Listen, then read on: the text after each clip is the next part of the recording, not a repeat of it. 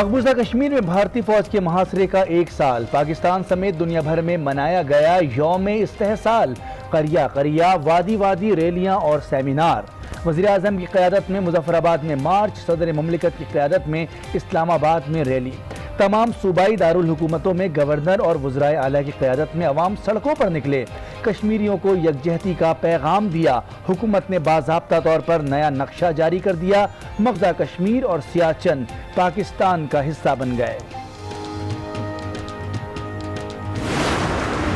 कश्मीरियों को एक अल्लाह ने ऐसे दौर से गुजार रहा है जिसकी अब एंड कश्मीर की आज़ादी है। मैं समझता हूं कि पिछले 5 अगस्त को नरेंद्र मोदी एक बहुत बड़ी गलती कर बैठे।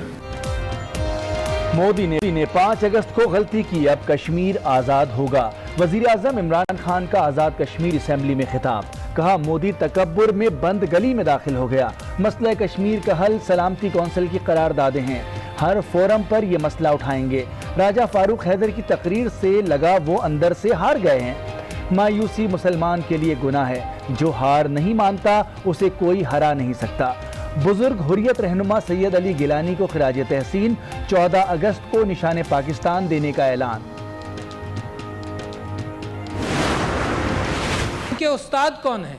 इनके उस्ताद वो हैं, इसराइल उनका उस्ताद है, जिसने मगरबी किनारे पर, जिसको वेस्ट बैंक कहते हैं, वहाँ उसने इसराइल ने जिस अंदाज से आइसोलेटेड जगहों पर कब्जा करना शुरू किया, डेमोग्राफी बदलने की कोशिश की, तो ये उसके उस्ताद है। पैलेट गन्स में उनका कौन उस्ताद है? इसराइल उनका उस्ताद है। जुल्म करने में कौन उस्ताद है? इसराइल उनका उस्ताद है। अक़वाम मुत्तहिदा सलामती कौंसिल का बंद कमरा गैर रस्मी इजलास ख़त्म। ज़राए के मुताबिक 1.5 घंटे से जारी रहने वाले इजलास में मकबूजा कश्मीर की सूरत हाल पर बात की गई। वज़ीर ख़ारजा सलामती कौंसिल के शुक्रगुजार। कहा, सलामती कौंसिल का इजलास सबूत है कि ये अंदरूनी मसला नहीं। वज़ीर ख़ारजा ने 2 टोक मौक़िफ़ पर चीन का भी शुक्रिया अदा किया। चीन भी मसला कश्मीर पर पाकिस्तान के मौक़िफ़ का हमनवा। तर्जुमान चीनी दफ्तर ख़ारजा ने कहा कि चीन की कश्मीर पर पोजीशन मुस्तकिल और वाज़ेह है। मसला कश्मीर तारीख़ी तस्फ़िया तलब मसला है। मसला कश्मीर को तमाम फ़रीक़ैन के माबैन पुरअमन अंदाज से बज़रिया मुज़ाकरात हल किया जाना चाहिए। Pakistan will continue providing all possible support to the Kashmiri people until they achieve their legitimate right to self-determination. Those who are in favor of the resolution may say aye. Those against the resolution may say no. I think the ayes have it. The resolution is passed unanimously. Senate में कश्मीरियों से यकजहती की करारदाद मुत्तफ़िक़ा तौर पर मंजूर। करारदाद वज़ीर ख़ारजा शाह महमूद कुरैशी ने पेश की। कहा, सेनेट भारत के गैर कानूनी इक़दामात को मुस्तरद करती है। ये इक़दामात अक़वाम मुत्तहिदा की करारदादों के खिलाफ वर्जी हैं। जम्मू कश्मीर आलमी सतह पर मुतनाज़ा इलाका है। भारत मकबूजा वादी में आलमी मुबस्सिरों और मीडिया को आज़ादाना रसाई दे। भारत बाज न आया, LOC पर फिर शहरी आबादी को निशाना बनाया। भारतीय फौज की तत्तापानी सेक्टर में बिलाइश्तियाल फायरिंग और गोलाबारी। 18 साला नौजवान लड़की शहीद, खवातीन और बच्चियों समेत 6 अफराद जख्मी। भारतीय नाज़िमुल उमूर को दफ्तर ख़ारजा तलब करके शदीद एहतजाज किया गया। बाबरी मस्जिद की जगह राम मंदिर की तामीर की पाकिस्तान की शदीद मजम्मत। तर्जुमान दफ्तर ख़ारजा आयशा फारूकी कहती हैं कि BJP भारत को हिंदुत्व राष्ट्र बनाने पर गामजन है। आज के दिन अयोध्या में होने वाला वाक़या इसी का अक्कास है। ये इक़दाम भारतीय जमहूरियत के मुंह पर हमेशा एक बदनुमा दाग रहेगा। सुप्रीम कोर्ट ने DG नैब इरफान मंगी की तकर्री पर सवाल उठा दिया। एक इंजीनियर को इतने बड़े ओहदे पर कैसे बिठा दिया गया? चेयरमैन नैब किस कानून के तहत भर्तियां करते हैं? जस्टिस काजी फाइज ईसा का सवाल। रिमार्क्स दिए, कानून की धज्जियां मार्शल लॉ में उड़ाई जाती हैं। अल्लाह से ज़्यादा एक डिक्टेटर का खौफ होता है। हर बंदा कुर्सी पर बैठकर अपना एजेंडा चला रहा है, बार बार मौका दिए बगैर, मगर नैब के गैर कानूनी काम नहीं। احتساب عدالت میں پی ایس او میں غیر قانونی بھرتیوں کے کیس کی سماعت، سابق وزیر اعظم شاہد خاقان پر فرد جرم عائد۔ خاقان کا صحت جرم سے انکار، عدالت نے آئندہ سماعت پر گواہوں کو طلب کر دیا۔ خاقان میڈیا سے گفتگو میں بولے، شکر ہے 2 سال بعد صرف اختیارات کے ناجائز استعمال کا الزام لگایا۔ نیب سیاسی طور پر تنگ کرنے کے لیے استعمال ہوتا ہے۔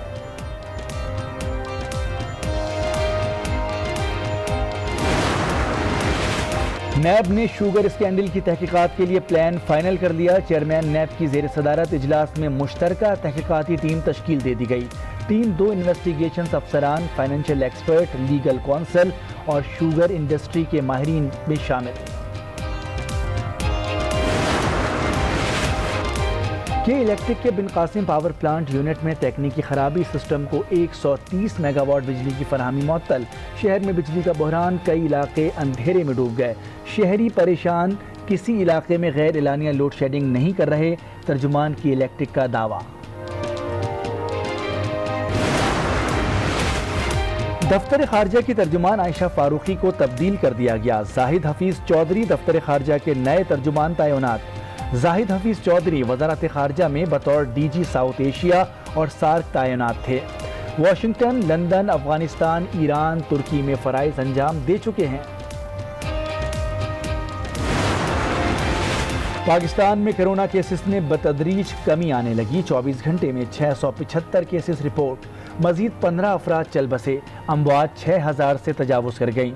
ملک میں صرف 20,000 سے زائد مریض زیر علاج، 2,80,000 سے زائد مکمل صحت یاب۔ ہوں مونس رضا۔